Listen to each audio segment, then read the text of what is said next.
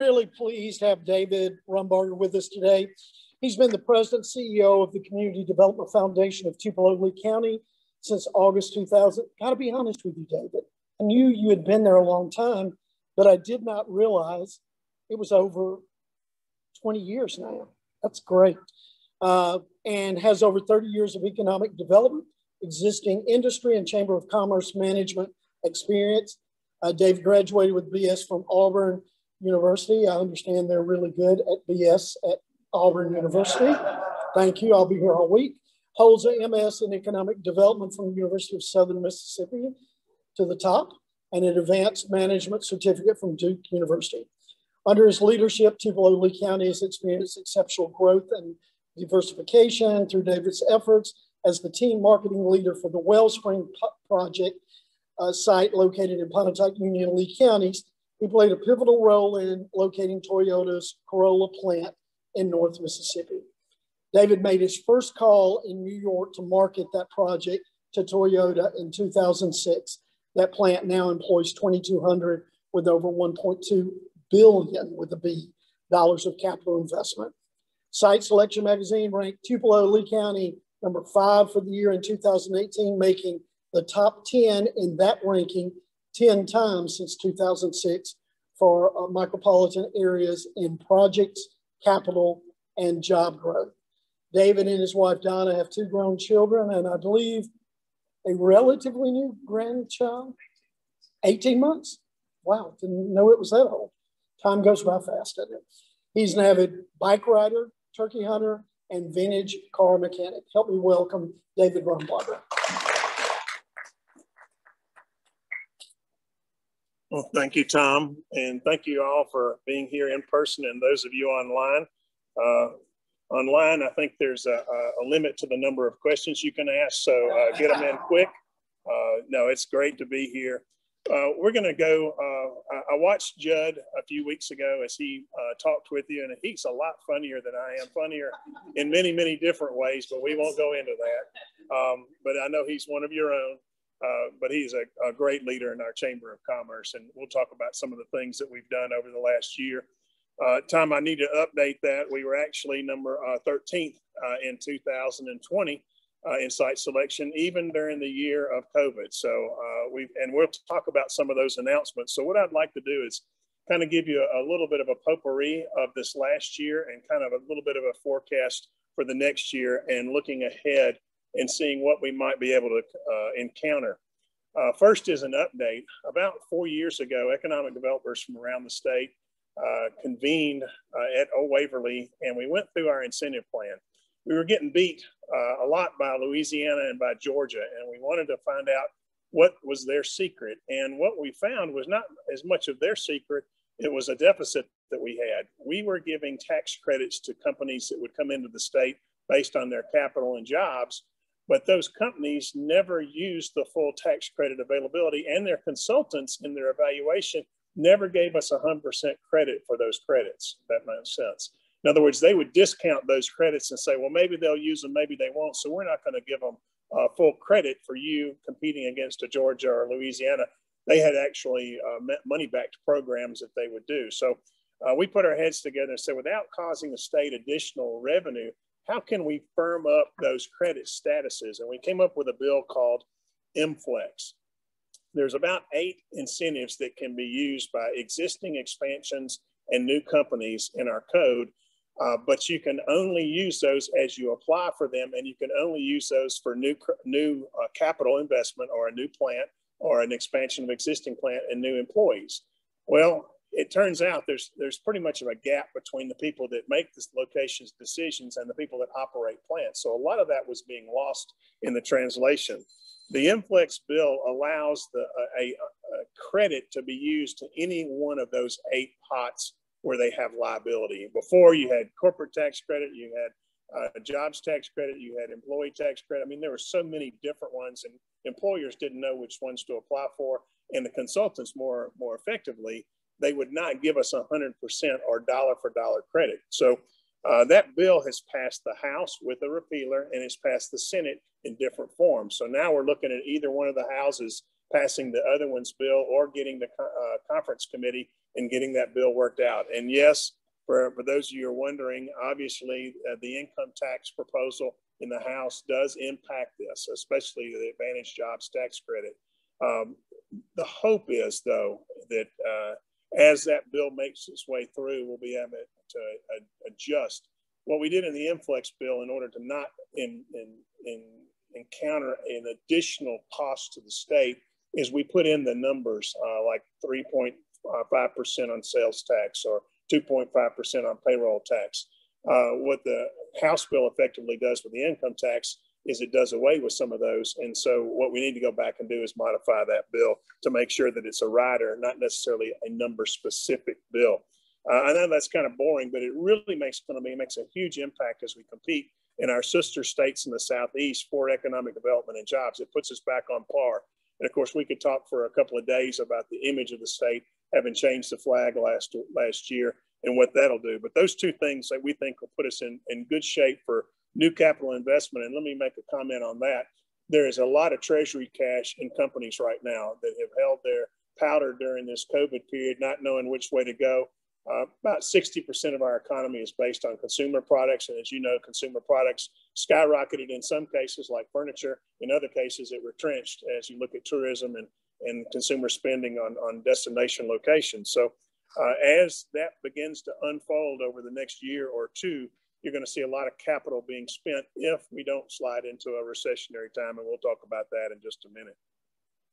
So we're also coordinating with our area existing industries right now in North Lee and Turner Park and then South Lee to get them vaccines. So the health department is working with us to set up inoculation spots in those areas so that any worker that needs a vaccine can take a vaccine. We've experienced about a 2% increase in our working population as far as people staying at home. And we think part of that is not wanting to go back and being exposed in that environment. So if we can get everybody inoculated, we hope that 2% is a dividend for existing employers to be able to get people back on the job and certainly do the things we need to do.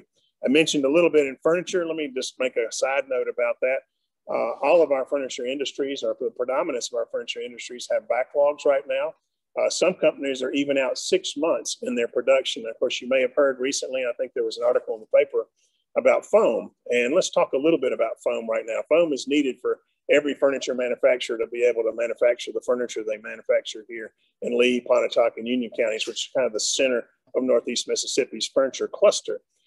So initially, as everyone, the pandemic sent workers home, and that retarded production of foam during that period of time for a small amount. And then we kind of came back midsummer, but it didn't come back 100%. And then, of course, the weather in Texas, the weather here and other things have impacted that. The spike in COVID in January impacted that. So right now there's a foam shortage. People are on foam allocations. I didn't know what a foam allocation was, but people are now on foam allocations to their plants. So what that means is our local plants here don't have the raw materials to make the products that they are already 6 months behind in making. So they're doing some furloughing and doing some work stoppages from a week to week or day-to-day basis to be able to fulfill. They have the orders, they need to produce the products, and they have the workers. Majority of them have the workers, but they don't have all the raw materials. We hope that'll clear up over the next 15 to 30 days. Of course, transportation has been impacted also. When you think about transportation from some of the markets in Vietnam and India and China that produce foam expatriate to the U.S. A lot of our foam in the U.S., though, is made in Texas and based on the petroleum industry. So obviously you can understand that that's an industry that's been well hit by some of the stoppages that we've had in both weather and COVID over the last few months. Let's talk about a couple of industries that have been in the news lately. Of course, Signify, which is the old Daybright Capri Omega down on the south side of town, announced that they'd be closing this plant. And we are already working with their management to try to put somebody into that location. We have a couple of interested parties who are continuing to market the building with their real estate assets locally as well as in Memphis. And we hope to have a prospect for that building at the right time. Now, when somebody does this, it's tricky for them to cease their production and for somebody else to be able to step in an appropriate period of time and improve production for that particular plant. So that transition is always going to be a little bit different than what we've seen before. But the good news is that we're looking for available space. That building has been shown a couple of times already. Let's talk about Cooper Tire. Big news a couple of weeks ago, Cooper Tire projected to sell to Goodyear. Unlike Apollo, this deal is going to go through unless it's somehow stopped by the federal government, and should be complete in the third and fourth quarter of 2021. That's good news in some respects. Good news that it becomes the third largest tire manufacturer in the world. It adds additional resources and capital. We are so blessed that this plant over the last 7 years, really, if you remember back in 2014, we went to the legislature to get some money to be able to expand them and upgrade them. They've spent over $300 million here in the local plant to manufacture the highest technique of tire manufacturing. It's all automated. And I'll give you an example. Prior to that upgrade, it took 12 men and women to be able to make a group of tires and say on their machines. There are 12 tire manufacturing machines at a time. So if they're working on those 12 tires, it would take them 4.5 minutes to produce those tires on that machine. That same production, those 12 tires, takes 3 people less than 2.5 minutes. So that's the kind of increase in productivity. We make 35,000 tires a day at Cooper Tire. That's a lot of tires.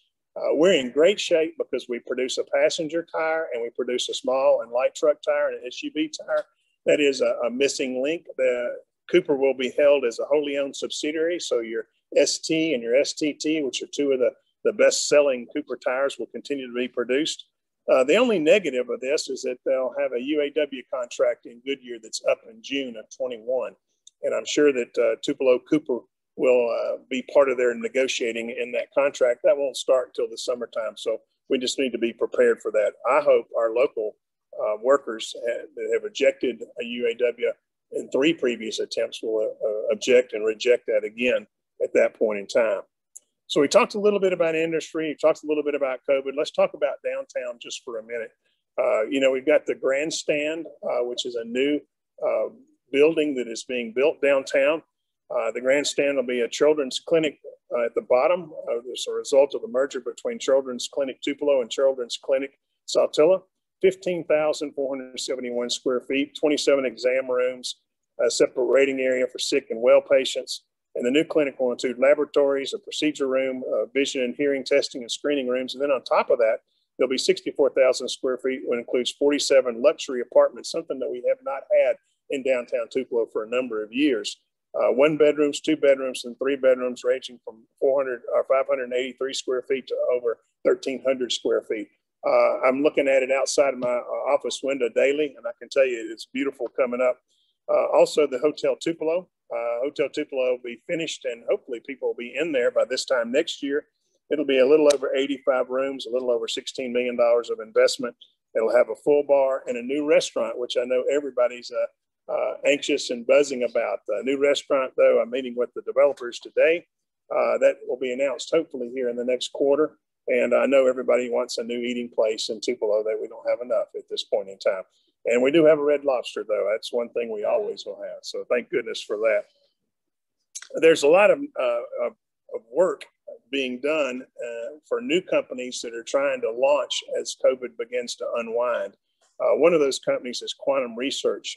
It'll be a small engineering and research firm out of Huntsville that'll be here in Tupelo. We'll have Future Foam, which is another polyfoam project that's coming here. Something about the Hive. We talked a little bit about industrial development. Of course, we're trying to develop a new industrial park. It's taken us a number of years to get the thing environmentally permitted and also historically cleared. And the CTE, the Center for Technology and Entrepreneurship from the Lee County, will be constructed there. Actually, it's the CTE. It's underway right now in the newest business technology park, and it's broke ground earlier this summer. I don't know if you're driving by there on West 76 going toward Oxford, you can almost see it through the trees there, and it's actually coming out of the ground looking really, really good. So that'll provide opportunities for Lee County students well into the future. We're also working with a couple of industries that are looking at places in that park. So we're excited about that. So as we begin to talk about industry, we'll talk about it from the top of the county to the bottom of the county. And I know I'm going kind of quick because I want to make sure that I finish so that you can ask your questions. But at Tupelo Lee Industrial Park South, we've really got 3 spaces left in that industrial park, and we're working on a railroad access lot at this point in time. That's kind of a unicorn these days to have a railroad access lot. Lots of things are built on a railroad that are heavy industry. So we're looking at a site down there that we can get permitted. Also, General Atomics down there announced an expansion during COVID. I don't know if y'all saw some of that, but General Atomics is probably one of our most technologically advanced manufacturing companies. And they announced a project down there that would encompass 125 jobs and over $39 million of new capital investment. Tanner, it's interesting that Roger Wicker brought that project to our marketplace back in 2003, and now it boasts of over 300 employees and over $300 million of capital investment. So it just kind of shows you the growth over the years for a company like that, and we certainly appreciate all of Roger's help and assistance, and he loves to come home and go through that plant. As we look back, as we go up toward Saltillo and the Turner Industrial Park, we're really working a couple of projects, one in the South Lee and one in Turner, and that's Ashley's expansion. Ashley has determined that Lee County will be their focus factories for mattress production. And any of you who've bought a mattress lately, I mean, I used to like to go bounce on them, you know, at the furniture stores, lay on them and see if you liked them, you know, if they're too firm, too soft.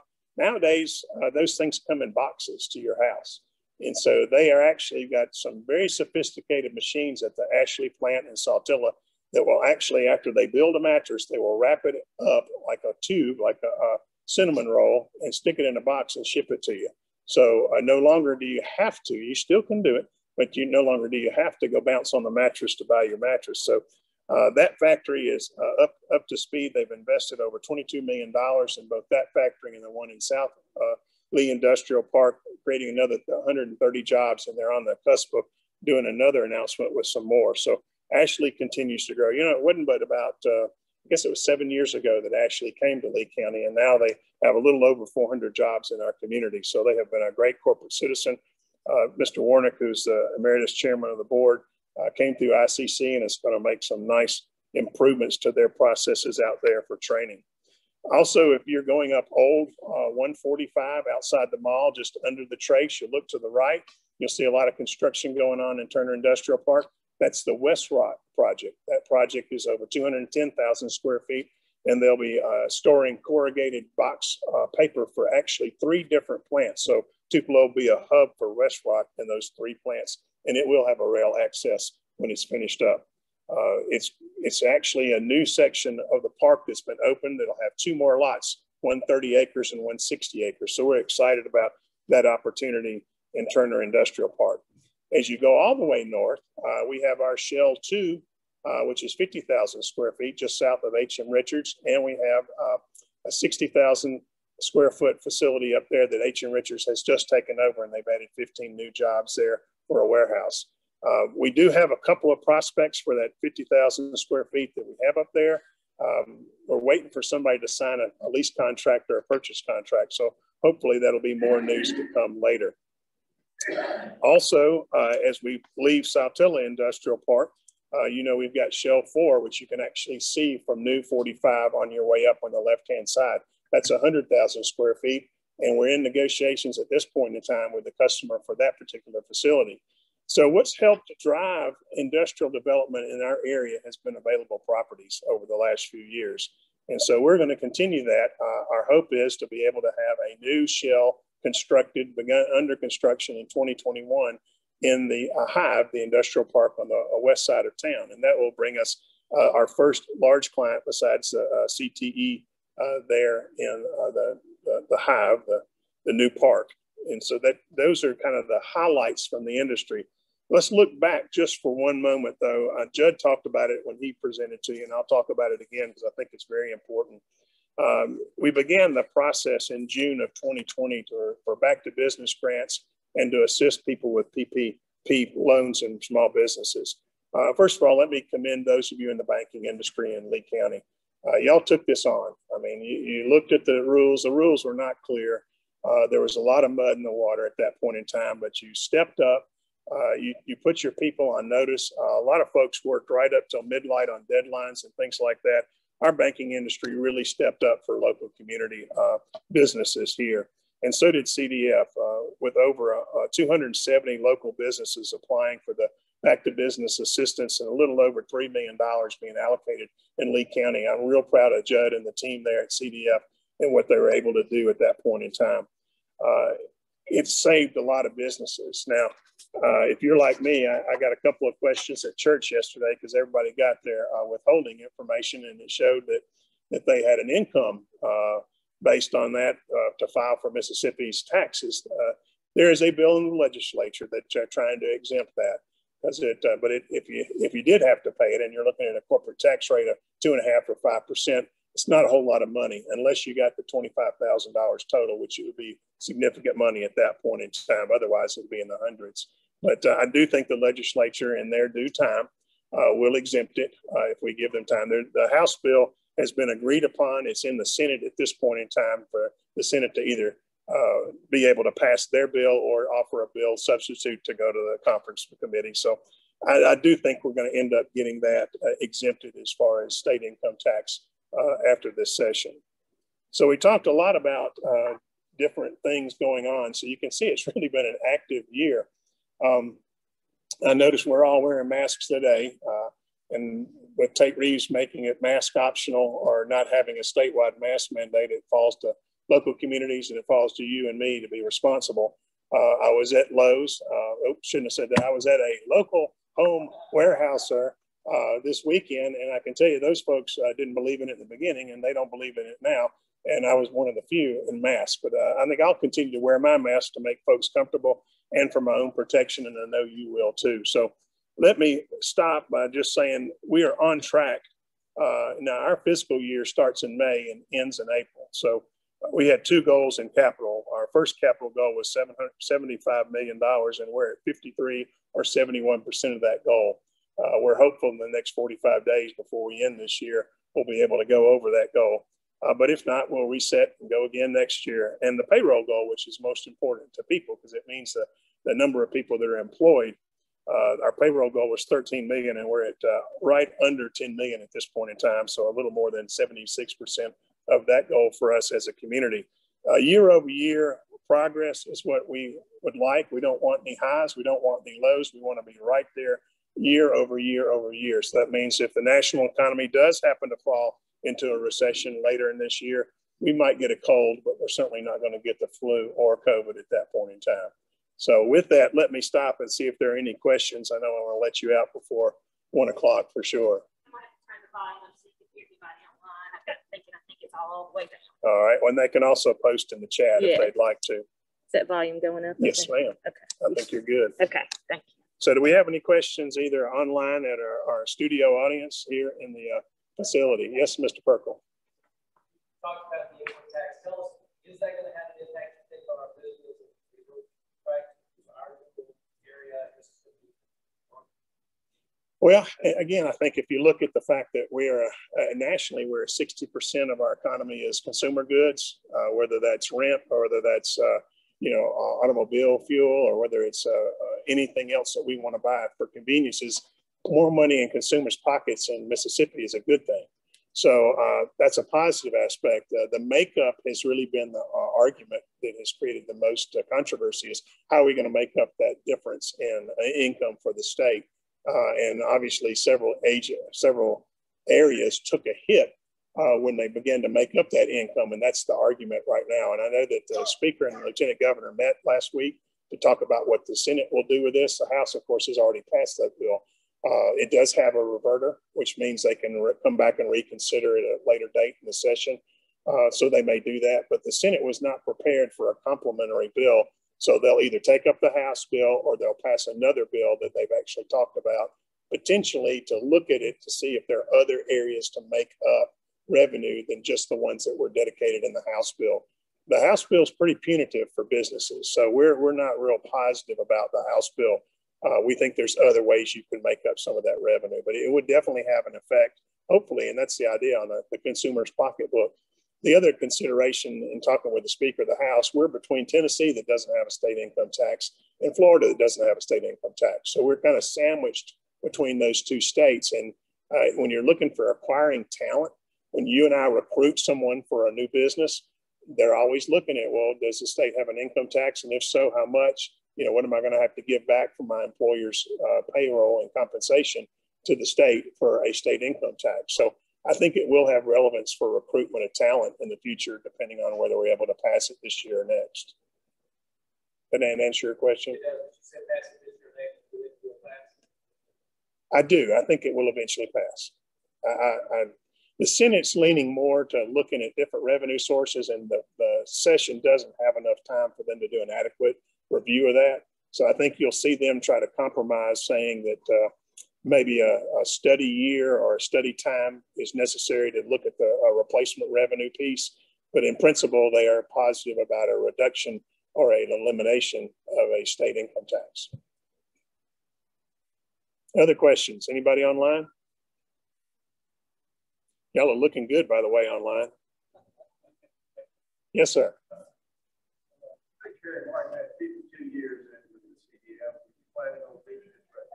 Let's see, that'd be 31 more years. So that means I'll be 92. If you'll have me till then, you know, I'm not sure I want to work till then, Lord willing, right? Zell, you had a question? I do. It's probably one that's been answered, but I don't know the answer. So can you talk about the Innovation Center at Toyota, if it's doing what the intent was when it was built? Well, it's not open yet. The Welcome Center there at the edge of campus, yeah. I think their COVID policy is not allowing that to be open quite yet. In discussions with Toyota, it is finished and it is ready to be occupied and operationalized, but it does require a staff. This is the Welcome Center, Innovation Center at Toyota, as I was asked a question about when might it be open or is it doing what it was supposed to do? I think it's yet to be seen. Okay. It is finished. That was about a $10 million facility. It does have the Toyo Pet on display, and it also has the first Corolla that rolled off the line back in 2011. So it will be a nice tribute to the community once it is open. But at this point in time, I have not heard a date for its dedication. And I don't think that will happen until pretty much everything is open. We may still have masks at that point in time, but pretty much everything is open there. Toyota has limited their travel also, like many corporations have at this point in time. And I think you'll see a little bit more of the easing of restrictions if cases continue to go down. I did travel for business about 3 weeks ago, and I can tell you everything's about half full right now with masks and preparation. Airlines were good, social distancing, wiping down, et cetera. But I think leisure travel is going to take quite a bit longer. And talking with Neil McCoy, our Convention and Visitors Bureau head, we're a drive-in market predominantly anyway. So that won't it won't be such a lagging effect on us. But markets that are destination markets like Las Vegas and Orlando and others, Orlando's seen a boom just because kids don't seem to be affected quite as much. But the grand travel piece has really taken a hit, or grandparents are taking grandkids. So I think you'll see Toyota open that back up, but it'll have to be part of their corporate policy that comes out of Plano. Probably won't be site by site necessarily. Overall, though, let me conclude by saying this. I'm so proud of this community for its ability to weather so many storms over the last year. And it's made us tougher. It's made us more resilient. It's made us more innovative. And I think it's going to have a big dividend when we start looking to open up businesses, that we're going to still be a place where people want to come do their business, employ our people. The thing that we've got to do is we just got to have more people. We got to have more people. 52% of the workforce in Lee County drives in on a daily basis from the 5 or 6 counties that are adjacent to us. And that makes everything regional, our banks, our community information centers, et cetera. And I think that trend will continue to predominate as we go into the future. Thank you all very much for having me. It's great to be here.